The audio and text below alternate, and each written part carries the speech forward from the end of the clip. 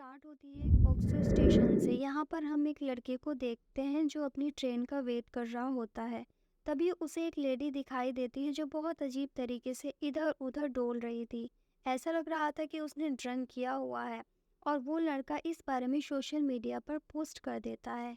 वो लेडी अब अपना सर दीवार में मारने लगती है और अचानक से गायब हो जाती है।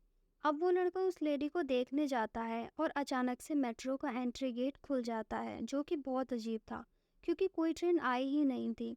अब पटरियों पे से कुछ आवाज़ें आती हैं और वो लड़का उन आवाज़ों को बैठकर सुनने लगता है और तभी गेट बंद हो जाता है और उस लड़के की डेथ हो जाती है। अब हम देखते हैं एक न्यूज़ रिपोर्टर को जिसका नाम है नयन। नयन ने अभी रिसेंटली ही एक एक्ट्रेस का इंटरव्यू लिया था जिससे वो फेमस हो गई थी। यहाँ पे हमें पता चलता है नयन की जो बॉस है वो हमेशा उसको डीमोटिवेट करती है और बहुत ज़्यादा रूड बिहेव भी करती है। अब नयन की बॉस उसको ऑक्सफोर्ड स्टेशन की रिपोर्ट करने के लिए बोलती है जहाँ पर वो लड़का मारा गया था। अब नयन ऑक्सफोर्ड स्टेशन पर पहुँचती है। वो वहाँ पर दो वर्कर से बात करती है जिसका नाम जॉय और वुंजा होता है। वो इंटरव्यू के लिए तैयार थे, उन दोनों के पास काफ़ी इन्फॉर्मेशन थी। काम खत्म करने के बाद अब वो तीनों सीढ़ियों पर बैठे थे। अब नयन उन दोनों से क्वेश्चन करती है। अब यहाँ पर गुंजा कुछ टाइम पुरानी बात बताता है कि एक अजीब आदमी रात के टाइम यहाँ पर आ गया था। उस आदमी को जॉय ने सिक्योरिटी कैमरे में देख लिया था। तभी कैमरा बंद हो गया था और वो आदमी ट्रैक पर कूद गया था और जॉय उस आदमी को बचाने के लिए भागा था और वो आदमी कंटिन्यूस पटरियों के पास एक अंधेरी जगह को घूरे जा रहा था, जिसके बाद वो आदमी ट्रेन से मारा गया था। अब जॉय बताता है एक शमन के बारे में जिसने इस स्टेशन को इन्वेस्टिगेट कर रखा है। अब नयन शमन से मिलने जाती है। अब नयन उससे भी इंटरव्यू लेती है और वो उस आदमी के बारे में पूछती है। आदमी के मरने के बाद उस स्टेशन पर समन गया था, इन्वेस्टिगेट कर रहा था, तो उस पटरियों के पास एक छोटी बच्ची दिखाई देती है जिसने शमन को एक नंबर 111 दिखाया था और वो बच्ची तभी गायब हो गई थी, जिससे उसे पता चला था कि इस स्टेशन पर काफ़ी बच्चों के स्पिरिट हैं। ये बात अब नयन जॉय को बताती है और वो जॉय की हेल्प से स्टेशन के डायरेक्टर से मिलती है और वो क्वेश्चन करती है पर वो उसको किसी भी तरह की कोई हेल्प नहीं करता। अब हम जॉय को देखते हैं जो उस हादसे के बाद से काफ़ी ट्रॉमेटाइज है और वुंजा जॉय को इसी बात से डराता रहता है। एक दिन मजाक के टाइम वुंजा को एक नंबर दिखाई देता है 1013, जिसको वो इग्नोर कर देता है। दूसरी तरफ नयन को बोलने पर जॉय कुछ इन्फॉर्मेशन कलेक्ट करने जाता है और जब कोई नहीं देख रहा होता तो वो सारे इन्फॉर्मेशन चुरा लेता है। पेन ड्राइव को लेकर जा ही रहा होता है कि एक आदमी से टकरा जाता है जो देखने में पोजेस्ड लग रहा था। ये आदमी उसी ट्रेन का ड्राइवर था जिसे उस आदमी की ट्रेन से मारा गया था। इग्नोर करके वो नयन के पास पहुंचता है और उसको वो पेन ड्राइव दे देता है और उस आदमी के बारे में भी वो उसको बताता है। अब वो उस आदमी को ढूंढने के लिए निकल जाती है और वो उसी स्टेशन पर उसे दिखता है और उसके पास एक अजीब लेडी बैठी थी जो उठकर चली जाती है। अब वो उसका इंटरव्यू लेने की कोशिश करती है पर वो आदमी कुछ भी नहीं बोलता क्योंकि उसे एक छोटी बच्ची के स्पिरिट ने पकड़ा हुआ था।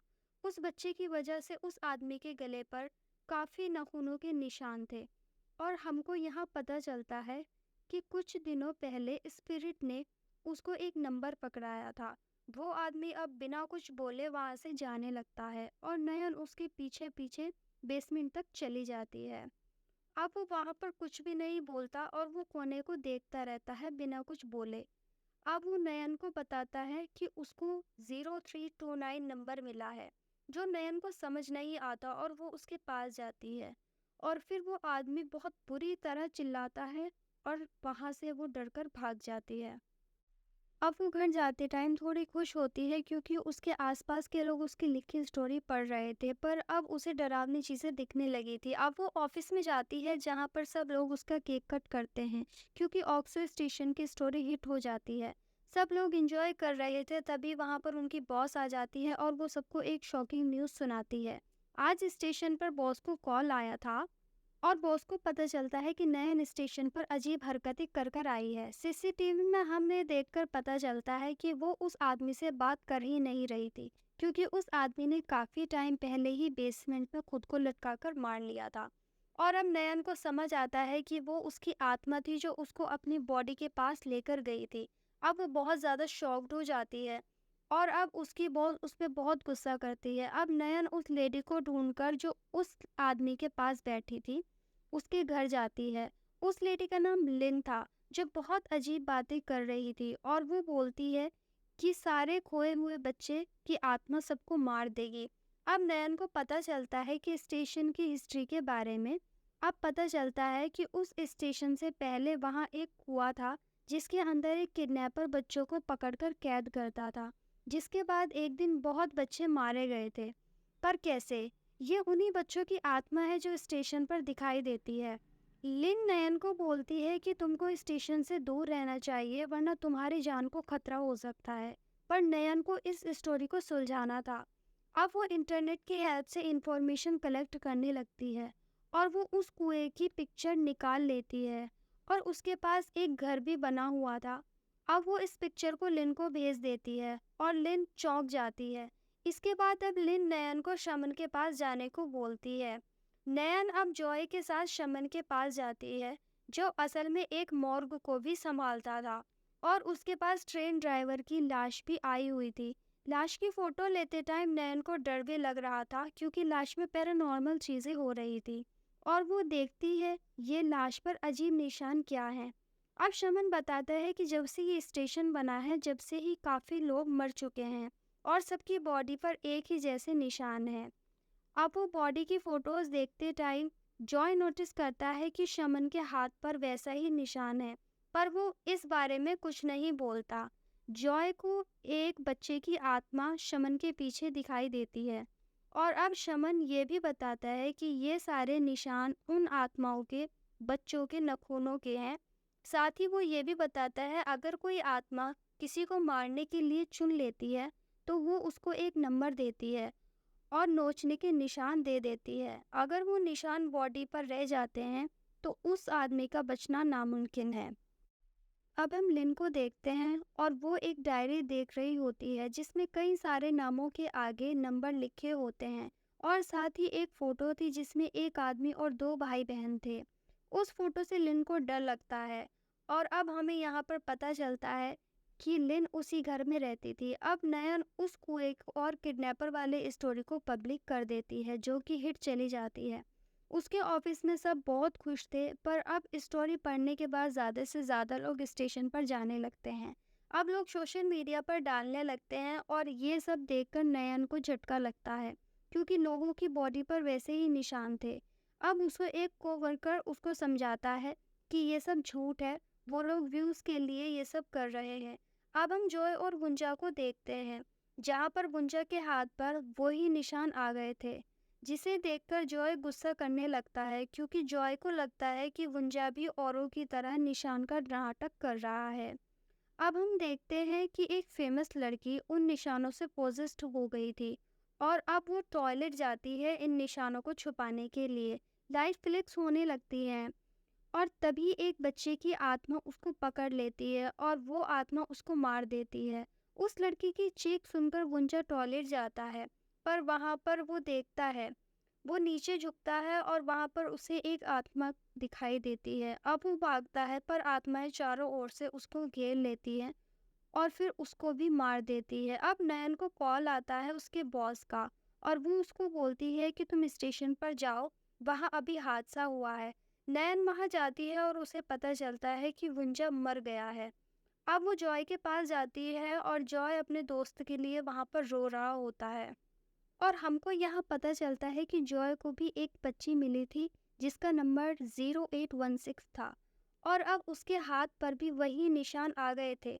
जॉय बहुत डरता है, इसलिए नैन जॉय के घर ही रुक जाती है, पर जॉय को उसी रात एक डरावना सपना आता है जिसमें उसे काफ़ी आत्माएं दिखाई देती हैं और वो उसी कुएं में चला जाता है।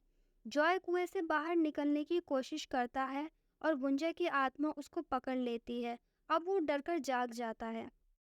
अब वो नयन से बोलता है कि हमको इनकी आत्मा को शांति दिलानी होगी तभी सब कुछ ठीक होगा। अगले दिन वो हेल्प के लिए लेन के पास जाते हैं।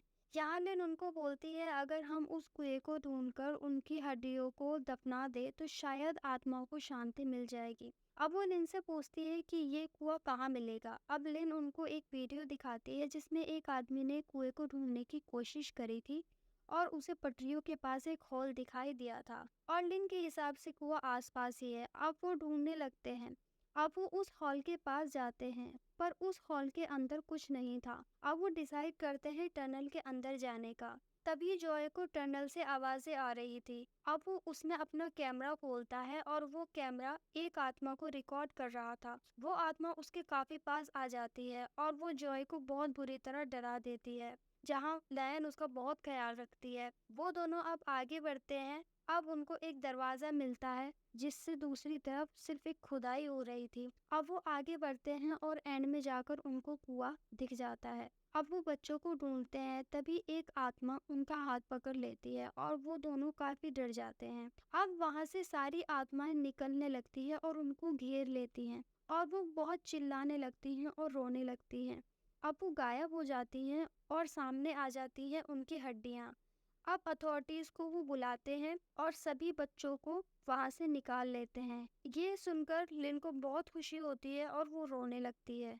पर नैन की बॉस उन पर बहुत गुस्सा करती है कि अब उनकी कंपनी को हिट स्टोरी कहाँ से मिलेगी। अब हम जॉय को देखते हैं जिसको लग रहा था कि सब कुछ ठीक हो गया है, पर तभी आत्मा उसका हाथ पकड़ लेती है और वो डरकर वहां से भागने लगता है। अब वो शमन को देखता है जो कि वो देखकर चौंक जाता है क्योंकि शमन के हाथ पर वो निशान नहीं है और वो अपना हाथ देखता है तो उसके हाथ पर वो निशान था। अब वो शमन के पास जाता है पर वो हेल्प के लिए मना कर देता है। अब वो घर चला जाता है और जॉय रोते रोते उसके घर जाता है और उसे हेल्प मांगने लगता है। अब हम लिन को देखते हैं जो नयन के घर जाती है और वो उसको बोलती है कि शमन ने मुझे मारने की कोशिश की। उस लड़ाई के बाद से शमन के हाथ का निशान अब लिन के हाथ पर आ जाता है, पर कैसे ये हमें अब आगे पता चलेगा। हमको ये पता चलता है कि शमन और लिन बहन भाई है और उन दोनों के फादर ही वो किडनैपर है जो बच्चों को कुएं में रखा करते थे।